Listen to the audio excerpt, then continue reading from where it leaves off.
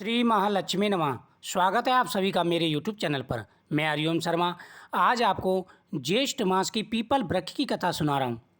इस कथा के श्रवण करने से हर प्रकार के दुख दूर हो जाते हैं, दरिद्रता दूर हो जाती है।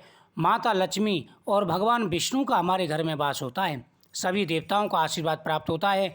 घर में गरीबी है, दरिद्रता है, धन की प्राप्ति नहीं हो पा रही, कोई प्रकार का कष्ट है, प्रतिदिन इस कथा को सुने आपके सारे कष्ट दूर हो जाएंगे।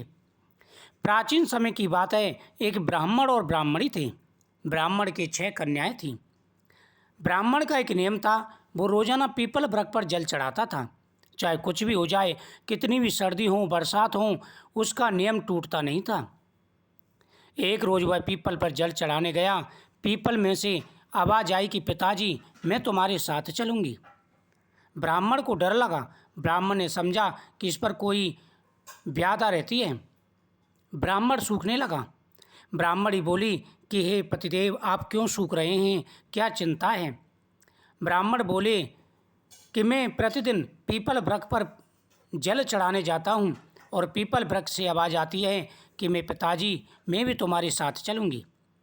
ब्राह्मणी बोली, कल उसको ले आना। 6 लड़की तो हमारे हैं, 7 भी हो जाएगी तो कोई बात नहीं है, भगवान की कृपा होनी चाहिए। जब 6 का हम पेट पाल रहे हैं तो 7वीं का भी पाल लेंगे। दूसरे दिन ले आया। उस दिन आटा मांगने गया तो पहले दिन से चौगुना आटा मिला।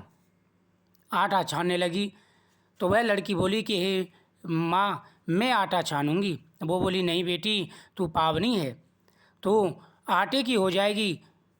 उसने कहा, नहीं, मुझे ही आटा छानना है। जैसे ही लड़की ने आटा छाना, परात भर गई। खूब खाना बनाया, लेकिन परात में से आटा कम नहीं हुआ। दूसरे दिन रसोई बनाने लगी। उसने कहा कि माँ, मैं बनाऊंगी। उसने कहा, नहीं बेटी, तुझ पे खाना नहीं बनेगा। उसने कहा, नहीं, मैं बनाऊंगी। वह रसोई में गई, 36 प्रकार के भोजन बनाई, सबको पेट भर भर के खिला दिया। और दिन तो बिना भोजन के रह जाते थे, लेकिन आज उन्होंने पेट भर के खाना खाया।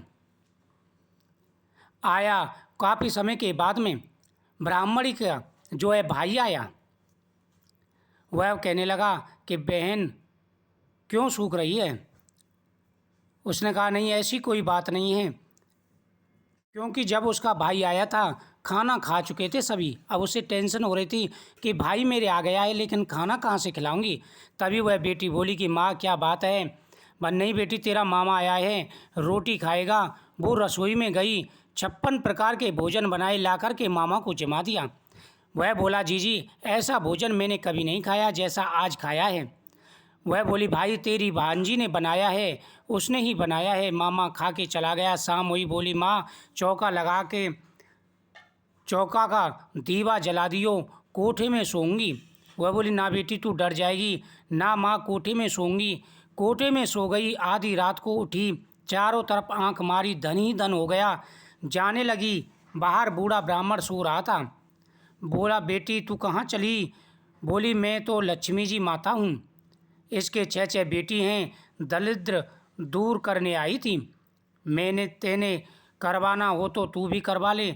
उसके घर में चारों तरफ आंखें फेराई, धनी धन हो गया। सवेरे उठ के सभी ढूंढने लगे। सभी कहने लगे कि बेटी कहाँ गई? ब्राह्मण बोला, वो तो माता लक्ष्मी थी, तेरे साथ साथ मेरा भी दरिद्र दूर कर दिया। हे माता लक्ष्मी, जैसे तुमने दरिद्र ब्राह्मण का दुख दूर किया, वैसे ही सबके दुख दूर करना। इस कथा को प्रतिदिन सुनने से माता लक्ष्मी की कृपा बनी रहती है।